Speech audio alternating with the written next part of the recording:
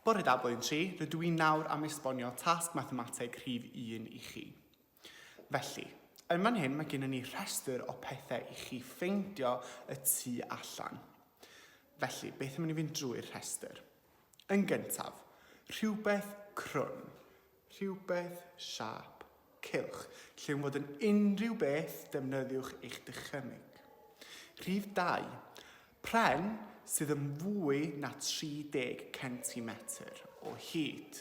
Felly, os nad oes gennych chi ffon fesur neu unrhyw beth i fesur, mae darn papur A4 tua 30 cm. Felly, oes rhywbeth sydd yn dalach na'r papur. Rhif 3, rhywbeth sydd 2 waith maint eich troed. Felly, os di'ch troed yn 15 cm, 2 waith hynny, dwbl 15 yw 30, felly fe rai chi ffeindio rhywbeth sydd yn 30 cm. 2 waith maint eich troed. Rhif 4, rhywbeth sydd ddim hirach na'ch bawd. Wedyn, gwair 60 mm o hyd. Tybed beth yw hynna mewn centimetrau. Wedyn, rhywbeth yn ysgafnach nag 1 kilogram sydd tua yr un maint a bag o siwgr. Rhywbeth sydd yn ongl sgwar, felly, meddyliwch am eich siap L. Rhywbeth sydd yn gymesuredd, felly yr un peth ar y ddwy ochr. Odrif. Nawr, mae hwnna'n gallu bod yn nifer odrif o rhywbeth, neu rydych chi'n gallu creu rhif sydd yn odrif. Nesaf, deilen wyrdd, fwy na 10 cm o led ar draws yn fwy na 10 cm. 5 deilen wahanol, rhywbeth garw ryff, ac yna, yn olaf, 6 brigyn gwahanol a creu 4 patrwm gwahanol gyda nhw.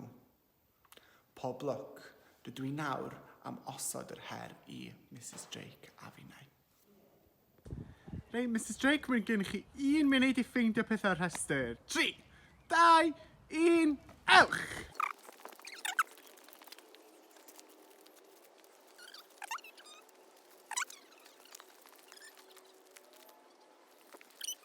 Reit, be ydych chi wedi ffeindio, Mrs Drake? Wel, fel yr odrif, mae gen i 3 blodyn, llygad y dydd.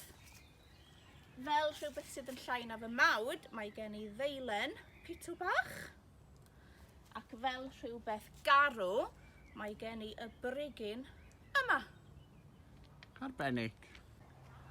Reit te, Mr Evans, ydych chi'n barod? Mae gyda chi funud i ddod o hyd i 3 peth oddi ar y rhestr. Ar eich marciau. Barod. Ewch!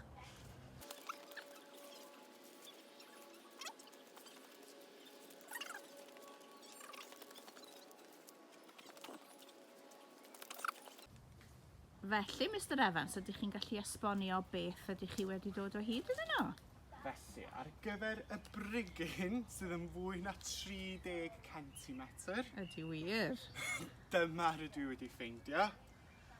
A cofiwch, os does gennych chi ddim premesur adre, mae tua'r un maint a papur A4. Mae'n bendant yn fwy. Bendant.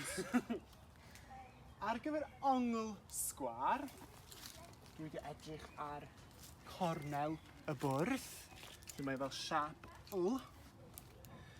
Ac yna, mae'r ddeilen yma yn edrych yn gymesuredd i mi.